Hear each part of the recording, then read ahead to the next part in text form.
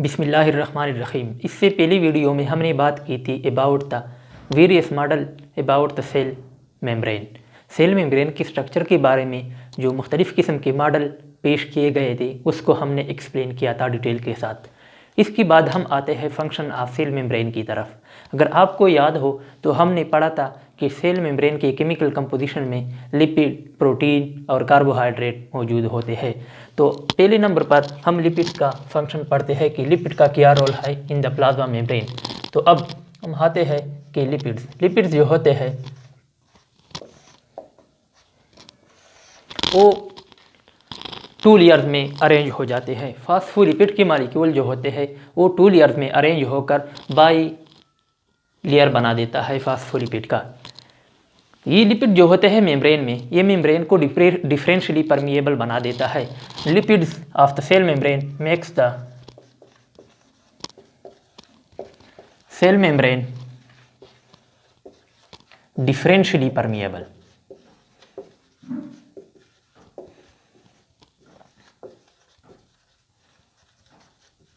तो अब इस डिफरेंशियली परमिएबल से क्या मुराद है? डिफरेंशियली परमिएबल से मुराद ये है कि ये नॉन पोलर सब्सटेंसेस को अलाउ करता है, आने देता है, लेकिन जो पोलर सब्सटेंसेस होते हैं, आयनिक सब्सटेंसेस होते हैं, उसको अलाउ नहीं करते हैं अंदर आने के लिए। तो डिफरेंशियली परमिएबल से मुराद इट्स अलाउ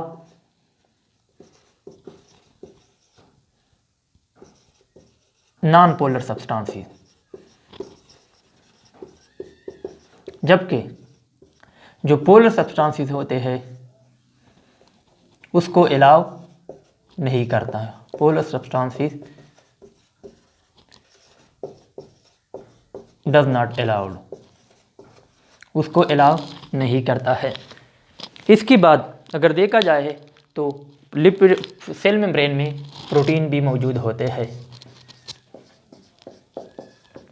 अगर आपको याद हो तो फ्लूइड मोज़ेक मॉडल के मुताबिक there are 2 types of protein present in the cell membrane, that is extrinsic protein and intrinsic protein. एक होते हैं एक्सट्रिंसिक प्रोटीन और दूसरे होते हैं इंट्रिंसिक प्रोटीन।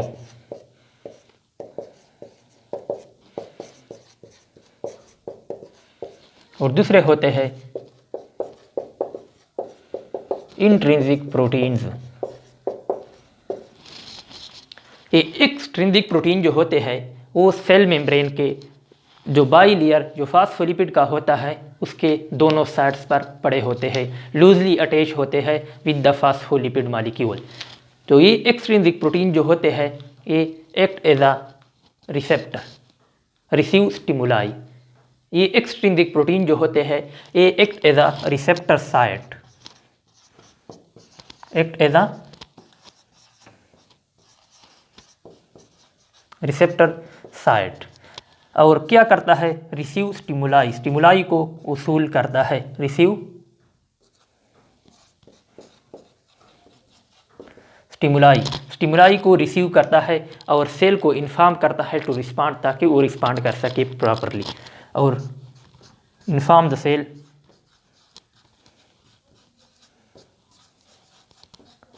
टू रिस्पॉन्ड, ताकि वो रिस्पॉन्ड कर सके, सेल को इन्फॉर्म करता है। ये रिसेप्टर साइट के तौर पर काम करते हैं क्योंकि ये सेल मेम्ब्रेन के बाहर साइड पर पड़े होते हैं।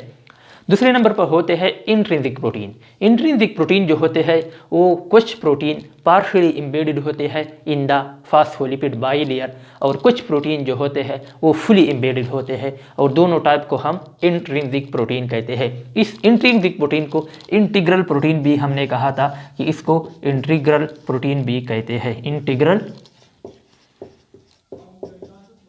प्रोटीन। इसके अलावा इसको परमिएज प्रोटीन भी कहते हैं, इसको परमिएज प्रोटीन भी कहते हैं। इंट्रिंसिक भी कहते हैं, परमिएज।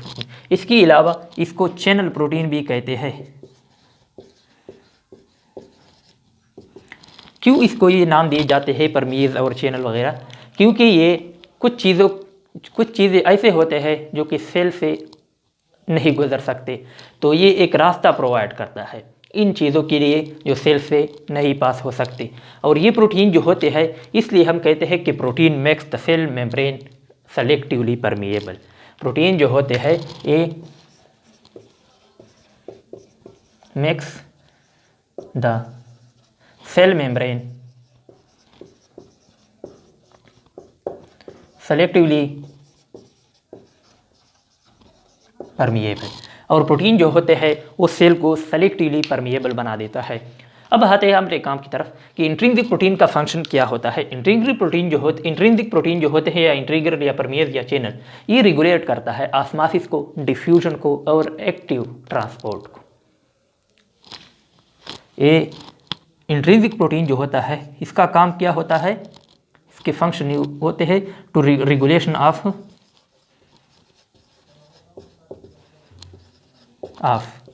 Osmosis, diffusion etcetera. ये इन चीज़ों को, या इसके अलावा फिर एक्टिव ट्रांसपोर्ट हो गया, इन चीज़ों को वो अलाउ करता है। ये डिफ्यूजन, ऑस्मोसिस, एक्टिव ट्रांसपोर्ट हम आगे डिटेल के साथ पढ़ने वाले हैं। तो ये हो गया इंट्रिंसिक प्रोटीन का फंक्शन और एक्सट्रिंसिक प्रोटीन का फंक्शन और लिपिड का फंक्शन। इसके बाद हम पढ़ते हैं रोल ऑफ कार्बोहाइड्रेट, कि कार्बोहाइड्रेट का क्या फंक्शन होता है। अच्छा, इसके बाद तीसरे नंबर पर जो सेल मेम्ब्रेन के केमिकल कंपोजिशन में जो मौजूद होता है वो है कार्बोहाइड्रेट। कार्बोहाइड्रेट यूजुअली हमने पढ़ा था कि ये प्रेजेंट होता है in the form of glycolipids. वो या तो लिपिड्स के साथ मिलकर कंजुगेटेड मॉलिक्यूल बना देता है जिसको ग्लाइकोलिपिड कहते हैं, और ये प्रेजेंट होता है in the form of glycoprotein, क्योंकि ये प्रोटीन के साथ मिलकर ग्लाइकोप्रोटीन एक कंजुगेटेड मॉलिक्यूल बना देता है, ग्लाइकोलिपिड और ग्लाइकोप्रोटीन।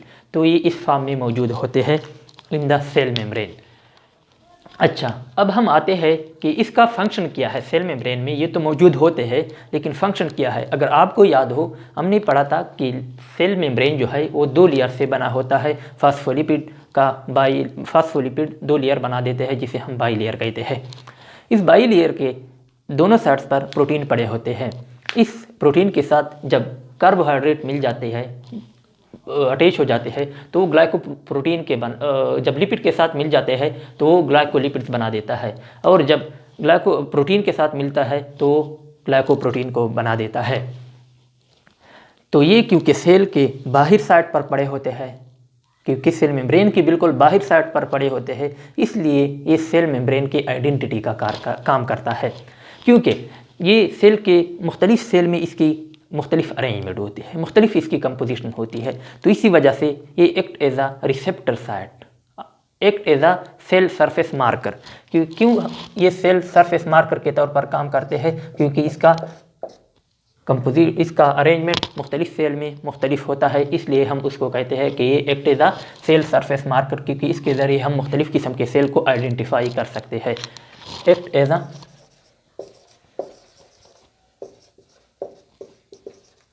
सेल सरफेस मार्कर्स, तो वो सेल सरफेस मार्कर्स के तौर पर काम करते हैं। दूसरा फंक्शन जो इसका है वो है रिसेप्टर साइट का, क्योंकि हर सेल पर इसका अरेंजमेंट मुख्तलिफ होता है, तो मुख्तलिफ के सेल के साथ मुख्तलिफ चीज़ें कंबाइंड होते हैं, मुख्तलिफ सब्सटेंसेस उनके साथ कंबाइंड होता है, तो हर एक चीज़ का अपना मखसूस रिसेप्टर साइट होता है, और ये कौन बनाता है, ये ग्लाइकोप्रोटीन और ग्लाइकोलिपिड बना देता है। तो ये act as a receptor site, act as a receptor site. For example hormone receptor site, जैसा कि हम पढ़ते हैं hormone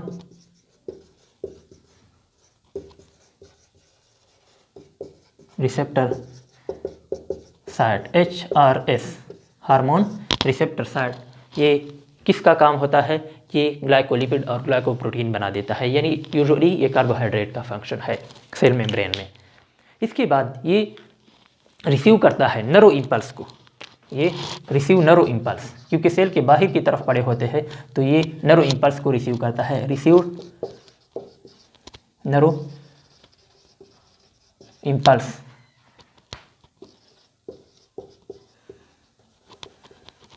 and inform to respond, ताकि वो सेल को इन्फॉर्म करता है ताकि वो सही तरीके से रिस्पॉन्स कर सके, इन्फॉर्म द सेल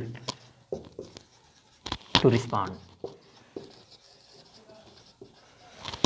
अच्छा, इसके बाद है ये इसको रेगुलेट करता है,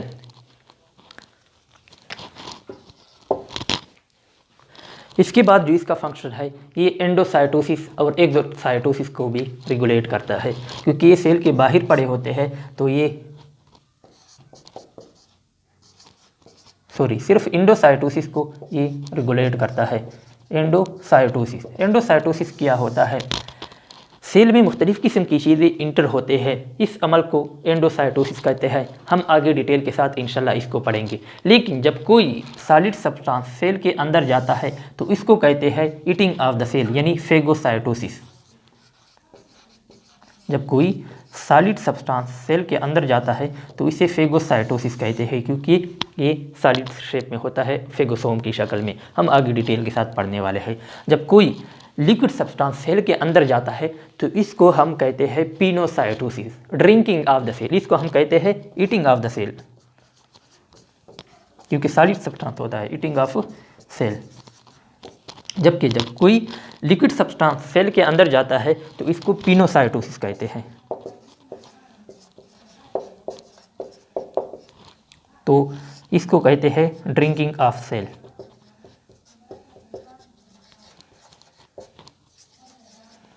तो इसको हम कहते हैं ड्रिंकिंग ऑफ द सेल। तो इंशाल्लाह इसके बाद हम पढ़ने वाले हैं वेरियस टाइप्स ऑफ ट्रांसपोर्ट्स, कि किस तरीके से सेल मेम्ब्रेन से चीज़ें ट्रांसपोर्ट होती है, अंदर आ सकते हैं, बाहर जा सकते हैं सेल के बाहर। तो इस वजह से हम कहते हैं कि ट्रांसपोर्ट किस तरीक़े से होता है। इसके अलावा सेल की जो फंक्शन होते हैं, सेल एक बैरियर होता है। सेल मेम्ब्रेन जो होता है वो एक बैरियर होता है between the cell inner environment and outer environment. वो सेल के जो इंट्रासेलुलर फ्लूइड होता है, जिसको हम अमूमन साइटोप्लाज्म कहते हैं, इसको सेपरेट करता है, जुदा करता है फ्रॉम द एक्स्ट्रासेलुलर फ्लूइड। गौर से सुने, सेल मेम्ब्रेन जो होता है वो सेपरेट करता है इंट्रासेलुलर फ्लूइड यानी साइटोप्लाज्म को फ्रॉम द एक्स्ट्रासेलुलर फ्लूइड। अगर मल्टी सेलुलर ऑर्गेनिज्म में देखा जाए तो इसमें जो एक्स्ट्रासेलुलर फ्लूइड होता है वो ब्लड, लिम्फ और इंटरस्टिशियल फ्लूइड की शक्ल में होता है। जबकि अगर यूनिसेलुलर ऑर्गेनिज्म को देखा जाए तो ये यूजुअली वो होते हैं कहाँ पर, या होते हैं फ्रेश वाटर में या मेरीन वाटर में। तो फ्रेश वाटर में जब होते हैं तो इसके लिए extra cellular fluid fresh water हो गया। जब यूनिसेलुलर ऑर्गेनिज्म मेरीन वाटर में हो तो उसके लिए extra cellular fluid marine water हो गए। तो इस तरीके से ये जुदा करता है, सेपरेट करता है सेल को from the extra cellular environment. तो इंशाल्लाह इसके बाद हम पढ़ने वाले हैं transports across the cell membrane.